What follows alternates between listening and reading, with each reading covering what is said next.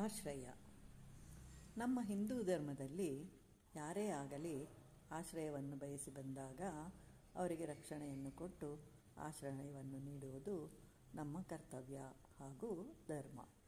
ಶ್ರೀರಾಮಾಯಣದಲ್ಲಿ ಕಪೋತೋಪಾಖ್ಯಾನ ಎಂಬುದರಲ್ಲಿ ಬೇಡನೊಬ್ಬನು ಹೆಣ್ಣು ಪಾರಿವಾಳವನ್ನು ಹಿಡಿದು ಪಂಜರದಲ್ಲಿಟ್ಟಿರ್ತಾನೆ. ಆಗಲೇ ಜೋರಾಗಿ ಮಳೆ ಬಂದು ಕತ್ತಲು ಆವರಿಸುತ್ತೆ. ಬೇಡನು ಅಲ್ಲಿಯೇ ಹತ್ತಿರದಲ್ಲಿರುವ ಮರದ ಕೆಳಗೆ ನಿಂತು ಆಶ್ರಯವನ್ನು ಬಯಸುತ್ತಾನೆ. ಅದೇ ಮರದಲ್ಲಿ ಗಂಡು ಪಾರಿವಾಳವೂ ಇರುತ್ತೆ. ಅದು ಅವನಿಗೆ ಆಶ್ರಯ ನೀಡಿ ಚಳಿಗಾಗಿ ಒಣ ಕಡ್ಡಿಗಳನ್ನು ಆರಿಸಿ ತಂದು ಬೆಂಕಿ ಹಾಕಿ ಚಳಿಯನ್ನು ನಿವಾರಿಸುತ್ತೆ. ತನ್ನ ಪತ್ನಿಯಾದ ಹೆಣ್ಣು ಪಾರಿವಾಳವನ್ನು ಬಂಧಿಸಿದ್ದರೂ ಸಹ ಬೇಡ ಹಸಿವು ಅಂತಂದಾಗ ಅದೇ ಬೆಂಕಿಗೆ ಪ್ರದಕ್ಷಿಣೆ ಹಾಕಿ ತನ್ನನ್ನು ತಾನು ಸಮರ್ಪಿಸಿಕೊಳ್ಳುತ್ತೆ. ಇಲ್ಲಿ ನಾವು ಪಾರಿವಾಳದ ಹೃದಯ ವೈಶಾಲ್ಯತೆಯನ್ನು ಕಾಣಬಹುದು.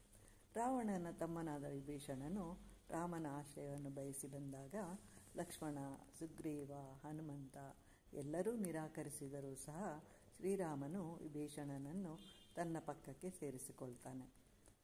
ಆಶ್ರಯವನ್ನು ಬಯಸಿ ಬಂದವರು ಶತ್ರುಗಳಾದರೂ ರಕ್ಷಿಸಬೇಕು ಎನ್ನುವುದು ಶ್ರೀರಾಮನ ವ್ರತ. ಈ ಭೂಮಿಯು ನಮಗೆಲ್ಲರಿಗೂ ಆಶ್ರಯದಾತೆ. ಎಲ್ಲವನ್ನು ತನ್ನ ಮಡಿಲಿನಲ್ಲಿಟ್ಟುಕೊಂಡು ಕಾಪಾಡುತ್ತಿದ್ದಾಳೆ. ಒಂಟೆಗೆ ಆಶ್ರಯವಿತ್ತದ್ದೇ ಅನ್ನುವಂತಹ ಮಾತಿದೆ. ಅಂದರೆ ಅದಕ್ಕೆ ಆಶ್ರಯ ನೀಡಿದರೆ ಆಶ್ರಯದಾತನನ್ನೇ ಹೊರಕ್ಕೆ ಹಾಕುವುದಂತೆ. ಆದ್ದರಿಂದ ಆಶ್ರಯವಿತ್ತವರು ಯಾರೇ ಆಗಲಿ ಏನೇ ಆಗಿರಲಿ ನಾವು ಆ ರೀತಿಯಾಗಿ ವರ್ತಿಸಬಾರದು.